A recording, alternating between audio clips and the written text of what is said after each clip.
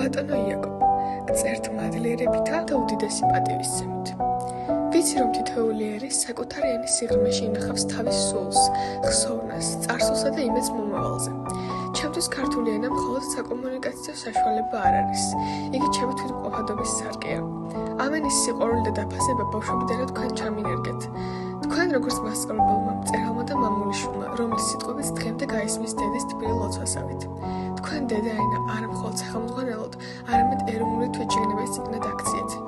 გსურდათ, რომ ჩვენ ბავშვებს გვყვარებოდა ენა ისე, როგორც გვიყვარს დედა. სითბოთი, კრძალოთა და პატივისცემით. სწორედ ამიტომ თქვენი მემკვიდრეობა დღემდე ცოცხალი არა მხოლოდ სახელმძღვანელოებში, არამედ ხალხის გულშიც. დღევანდელ სამყაროში, სადაც ტექნოლოგიები უზომოდ ტემპით ცვლის ყოველდღიურობას, მე კიდევ უფრო ვაფასებ იმას, რაც თქვენ გააკეთეთ. გრძნობ, რაოდენ საჭიროა განვაახლოეს ცოცხალი კავშირი, რომელიც თქვენ გქონდათ ბავშვებთან, ენასთან და სამშობლოსთან. ხვდები, რომ ენის გარეშე ერი იშლება. ის კარგავს ხესავით ფესვებს. ფოთლები დარჩება, შეიძლება ნაყოფიც გამოიღოს დროებით, მაგრამ ფესვების გარეშე ვერ გაძლებს. როცა მე, როგორც ბავშვი, ვხედავდი, რომ ენა ჩემს სამყაროში მნიშვნელოვან ადგილს იკავებდა, ვაცნობიერებდი ჩემს იდენტობას. ვიცოდი, საიდან მოვდიოდი. თქვენი ღვაწლი იმდენად ღრმაა, რომ მარტო ბიოგრაფიული მონახაზი ვერ გადმოსცემს მას, თუ გულით არ გავიგეთ რა დაგვიტოვეთ მომავალ თაობებს. თქვენ არ ყოფილხართ მხოლოდ მასწავლებელი, მწერალი ან საზოგადო მოღვაწე. თქვენ იყავთ სულიერი აღმზრდელი ერისა, რომელიც ბავშვებს ანთებული გულით აკითხებდა სიტყვას და სიტყვითვე ავითარებდა მათ ცნობიერებას. თქვენთვის ენა იყო არა უბრალოდ კომუნიკაციის საშუალება, არამედ ცოცხალი მატარებელი ეროვნებისა, ღირებულებისა და ზნეობისა.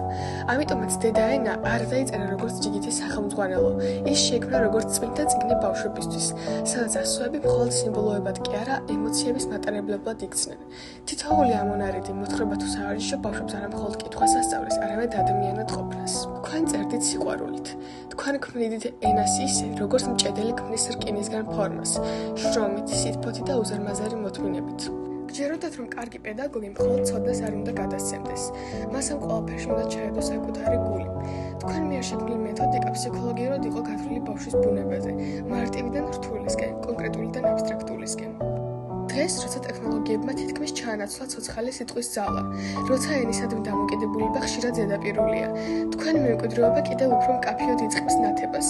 თქვენ გვახსენებთ, რომ სიტყვას აქვს წონა, რომ მას შეუძლია შექმნას.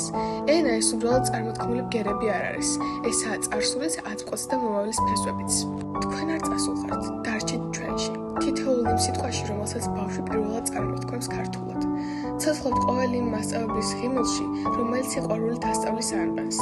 ზიხართ თითოეული წიგნის გვერდზე, სადაც ენა არა მხოლოდ ცოდნას, არამედ გულსაც ეხება. თქვენი ღვაწლი შეუფასებელია და სწორედ ამიტომ ჩემი ვალია გავაგრძელო ის გზა, რომელიც თქვენ ასოებით დამიგეთ.